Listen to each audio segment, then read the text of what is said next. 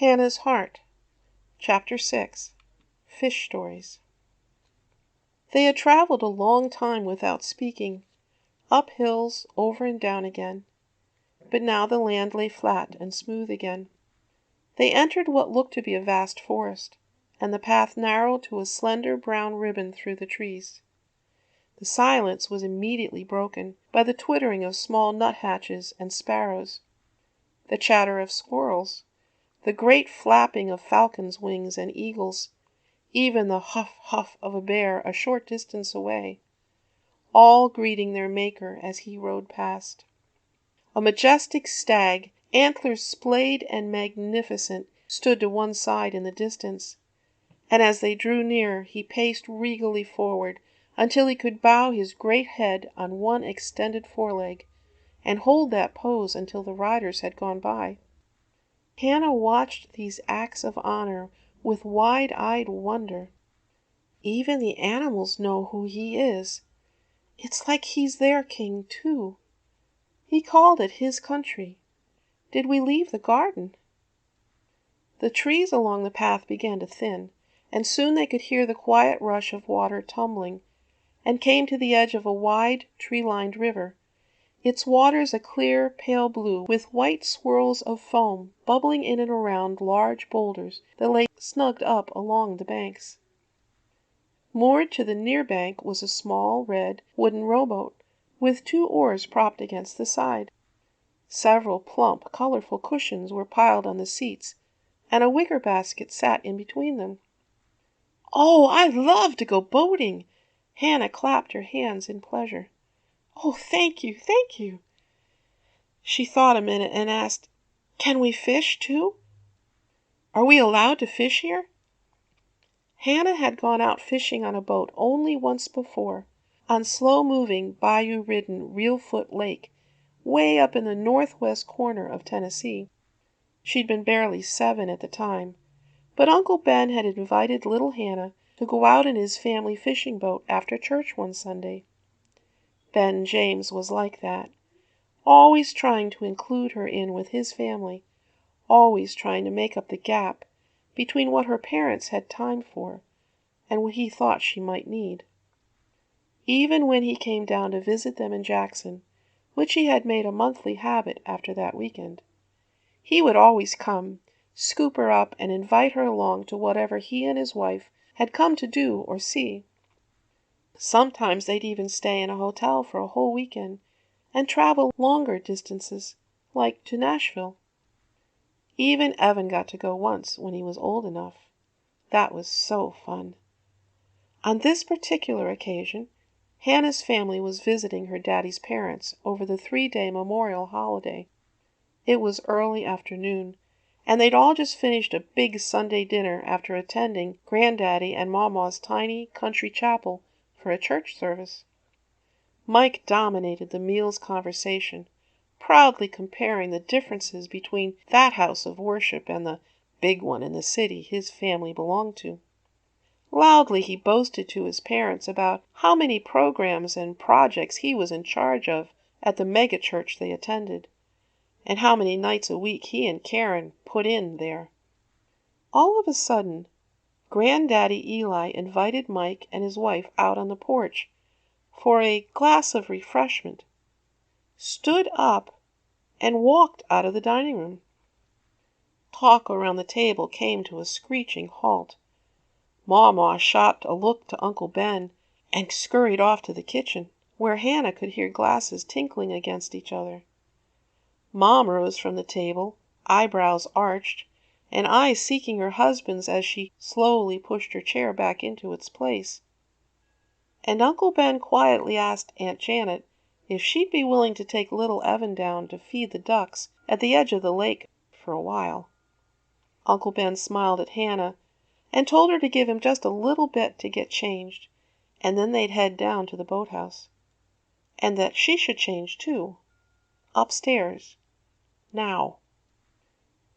Elijah Benjamin James came from a litter of 10 siblings, 5 hard-working girls and 5 strapping boys. Schooling had been the vehicle for those children to rise out of the poverty they'd been born into, and he'd never held that fact lightly. According to him, girl or boy, God blessed those who put their best foot forward, and in his eyes, getting a solid education was one way of doing that. In spite of his father's nefarious start in the area, Eli had managed to establish his own honest fishing business, and a better reputation for the James name. As time went by and life got more expensive, he joined Mama's natural gift for cooking to the fishing business, and started a family restaurant along the lake shores, too. It had required a great deal of sweat, struggle, and long hours. But in the end, the combined endeavors had fed and kept his family quite nicely over the years. Mike's older brother, Ben, had labored beside Granddaddy from the time he was a boy, never wanting to leave the small town he had grown up in. He remained one of the few fishermen who were still allowed to fish for crappies on the lake and sell them to the shoreline restaurants, although there were rumors of that ending soon. And at the proper time, some years ago, Eli had been more than pleased to pass it all on to Ben's oversight. But Mike had been different. He'd always wanted more. So Granddaddy Eli had sacrificed and scrimped to put his younger son through college, glad that he could aid in his further education, and pleased with the fine career that Mike had started on. At least he had been glad. He'd never intended to aid and abet the path his youngest son had ultimately taken, far from the simple, godly teachings Eli and his wife had tried to instill in him. Rising high in the lucrative computer industry, Mike had lately seemed to prefer what he proudly called the good life. Fancy cars, a big fancy home, and a high position at a church that had thousands of people attending. And now Eli was determined to try to set his son's mind straight. "Seems you two are mighty caught up with that church o' yourn, Michael," Granddaddy began. He'd brought the couple out on the large wrap-around porch of the home, and the three sat side by side in the big white wicker lounge chairs, looking out over the water.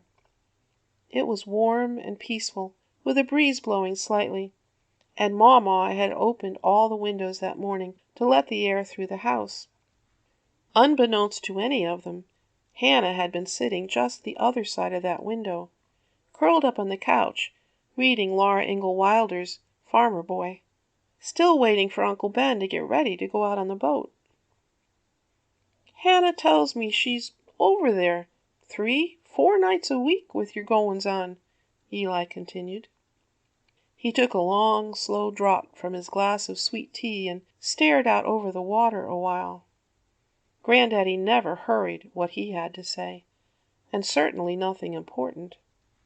Hearing his voice speak her name caught Hannah's attention, and she lay her book down on her lap, listening. "Said she fell asleep under the basketball bleachers last week. She thought it was mighty fun. But it seems to me," another slow savoring of the cool drink, "that's a bit much for a child that has to get up and go to school the next day." He set his glass carefully on the small table to his right, and turned to look Mike directly in the eye. "Don't you think?" He'd raised one shaggy eyebrow as he spoke, and after a beat added another concern. "Not to mention little Evan." Uncle Ben had walked into the room at that point and called her to go. She'd wondered at Granddaddy's tone of voice.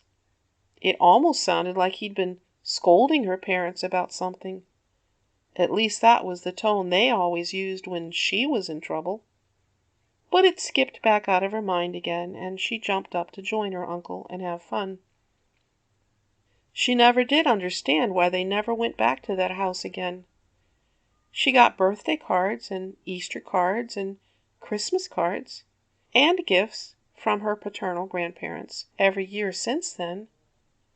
But her parents and the two children never trekked back up to the lake, even though Hannah had tried to hint at it. The first time she'd been told the older couple weren't doing well, and that she shouldn't bother them. Another time, thinking surely they would be better by now, she'd simply been shushed, and the subject was changed. And then all the trouble with Keith began, until finally they'd moved away altogether. "We're here, dear one." Ad and I broke the silence between them. "Our ride is over for now." Regamalik came to halt next to the water and bent his head to drink. Satisfied, he lifted his dripping muzzle again and looked around at his master. If a horse could raise its eyebrows, his would have asked, "Shall I stay?" "Slide down here," Jesus spoke quietly, taking Hannah's hand. "And to answer your question, yes, we can fish. Only we do it a little differently here than what you are used to." An amused grin tugged at the corners of his mouth as he too slid down from Regamalik's back. "No, thank you, my great friend," he addressed the beast, reaching up to stroke its soft pink nose. "We shall see each other again soon, though, shall we not?" The horse tucked into his chest for a final caress, shook its head, and with a snort headed back towards the forest. The quiet lap, lap of the water against the shore belied the noisy swirl of memories still flooding Hannah's mind. "Uncle Ben used to take me fishing with him," she began in a whisper. "Well, he took me once, anyway." "Do you know Uncle Ben? It was so much fun. I caught 2. One was this long," and she spread her hands apart the width of her waist as they began to walk towards the moored shallop. "And one was this big," her arms spread out a little further. "He said he was so proud of me." Her feet slowed to a stop. Her mind caught up again in the happier times of days past, memories springing up to the surface that hadn't seen the light of day in years. "Little girls your size, Pip," Ben had laughingly insisted that day, "don't always do so good. Why, my Aunt Betty once told me when she was just a mite, she'd a got a fish on her line and got so excited she'd stood straight up in the boat, and that old crappie just about pulled her right in the lake. If Granddaddy hadn't a grabbed her knickers, she'd a landed smack in that water. These crappies can put up quite a fight for a little un like you. Good for you, Pip, good for you." She'd had a lot of fun with Uncle Ben that day. He'd told her wild stories about his grandfather, Aaron Ezekiel James, one of the infamous night riders who had fought with the land company over who owned what property on the lake, with real whips, guns, and even burning houses. He told her stories of all the great aunts and great uncles and their growing up antics, and gotten himself laughing so hard he nearly dropped his own pole in the water. Yes, Uncle Ben had been a lot of fun. He'd been so steady in her life, so constant, his visits so regular you could set the clock by them. Well, set the calendar, anyway. Until Keith. The last time she'd seen Ben James, he'd been pulling down the sliding door to a box truck, emptied now of what few belongings her parents could save from the bank. He'd been preparing to head out, to drive the moving van back down to Tennessee, where he'd borrowed it for them. She hadn't seen the tears in his eyes as he'd wrapped her up in his warm arms for one last hug and a kiss on the top of her head, goodbye. She hadn't realized it was the last time she'd ever see him again. She didn't know that yet one more person she loved would be cut from her life through bitterness and arguments that couldn't be resolved. Jesus stood, patiently waiting, one leg in the boat holding it steady, the other foot solidly on shore until they were ready to push off. His eyes reflected the pure love he had for this child, this young one who felt so small and lost in her world. "Not for long, little one," Adonai spoke to her heart. "Not for long. My grace is about to turn your world upside down. And when the pieces all fall back together, they will slide into a far different pattern. The loud honk, honk, honk of a pair of mallards landing on the water shook Hannah back to the present. 3 big steps and she'd reached his side again, took his proffered hand, and climbed into the middle of the boat. The pillows had been plumped and arranged so they made a cozy type of nest at one end of the craft, and she took a seat and nestled in among them. Adonai took the middle seat facing her and picked up the oars. A few smooth dips in the water, and they were slowly floating with the current. They had been riding along in near silence for some time, where only the gentle splash, draw, drip of the paddles could be heard. Hannah had been tempted to speak up several times, but the pure mellowness of this kind of quiet had started to fill her soul, and soon she had relaxed into it. She didn't really want to think about anything anyway, and the repetitive sploosh, creak of the moving oars in their outriggers had become mesmerizing. Part of her just wanted to lay back, close her eyes, and be lost in the peace of it all. Part of her wanted to sit up and take it all in. No, too much effort for right now, she chided herself lazily. The last part was fascinated with the man before her, intrigued, puzzled by, in awe of, a little frightened by, totally at ease with. She shuffled through every contrary emotion that came to mind, but couldn't find one that truly fit. She watched his muscles flex and relax against the pull of the water. He wore an outfit similar to hers, white tunic, white wide-leg pants that stopped just below his knees, sandals. Although his muscles appeared to strain with his task, no sign of effort crossed his face or played across his shoulders. It was as though the appearance of a workout was there, but the reality of the endeavor was missing.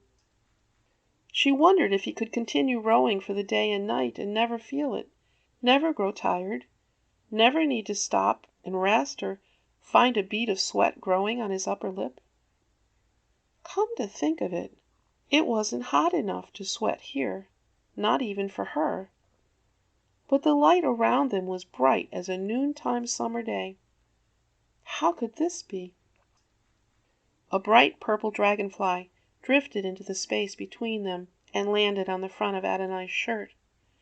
It sat there gently waving its wings, a tiny greeting from a minuscule member of this land of wonders.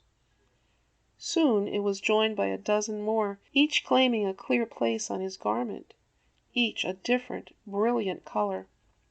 He watched them gather with a look of joyful pleasure, eyes crinkling in delight with the impromptu greetings. Hannah found herself watching his every expression. She didn't know exactly why, but his face surprised her. He didn't really look like Hannah had imagined he should. She'd seen a couple of the movies. Jesus of Nazareth. The man who played Jesus' face was so long and solemn, she'd made a game of counting how many times they let him smile in that one. The Greatest Story Ever Told. It was just too old. The Visual Bible, Matthew. Well, that one was her favorite. At least Jesus smiled and laughed in that one. But this man sitting with her didn't look like any of those men.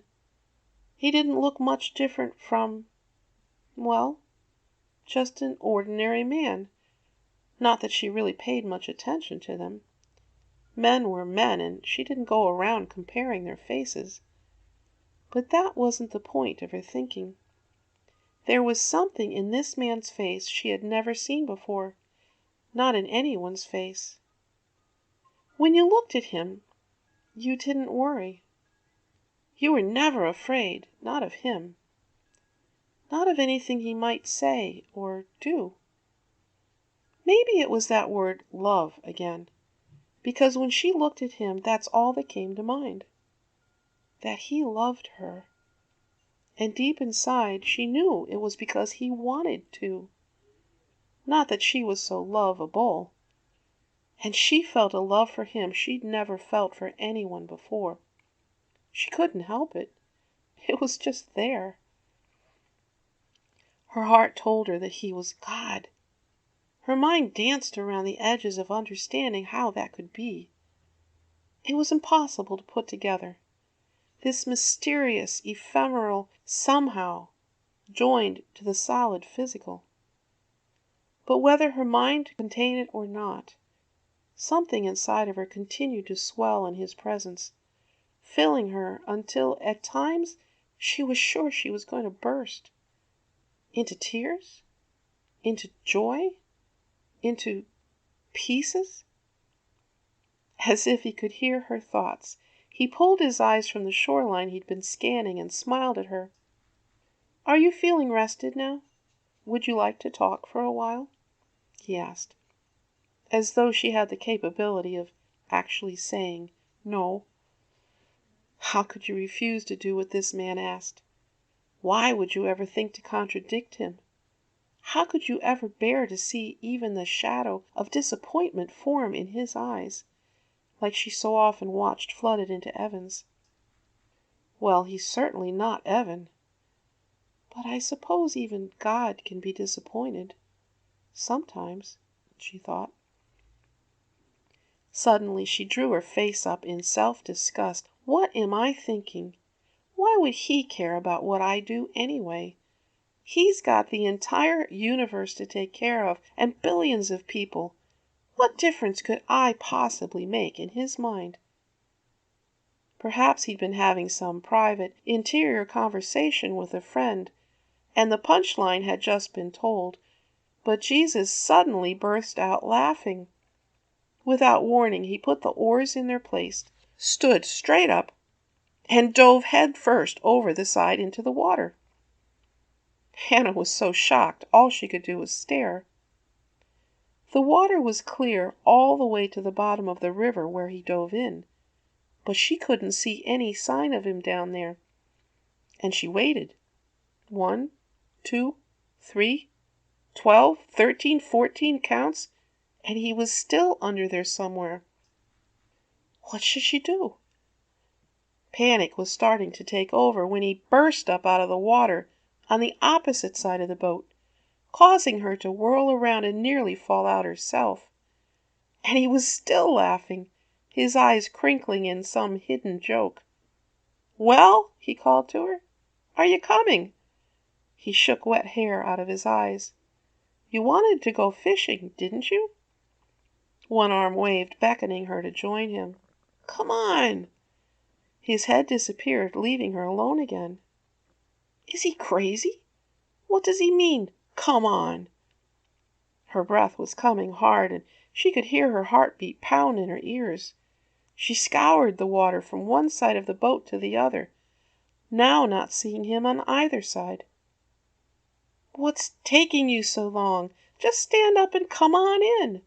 His voice came from just beyond the bow. Hannah twisted again in her seat, and 2 of the cushions slid up and out of the boat. She went to grab for them and again lost her balance, almost falling in, nose first. "What are you talking about?" she cried out in frustration. "I can't swim, and you can't fish in the water." He swam over to her, laced both arms over the edge of the boat, and nearly nose to nose with her, shook his wet hair out, teasing like a beloved, annoying older brother. He rested there, chin on his locked-together hands, and grinned up at her. "Hannah, do you trust me?" he asked, head cocked to one side, and waited to let that thought sink in a moment. "Do you trust me, Hannah?" His eyes locked with hers, holding her, calming her heart and slowing her breathing down back to normal. "Hannah?" His voice was quiet, soothing. "Do you trust me?" The panic was nearly quieted now, and even though everything inside of her was screaming, "This is nuts! This is crazy!" she slowly nodded her head. Trust. Yes, she did trust him. It was a step, for she'd lost her trust of nearly every other adult in her life. But this man? This great friend? Yes. Still holding one of the pillows to her chest, she sat up again. What do I do? His infectious grins flashed across his face again, pleased with her decision. Throwing his hands up off the edge of the boat with a "how else" gesture, he instructed, "Stand up, take a big breath, and jump."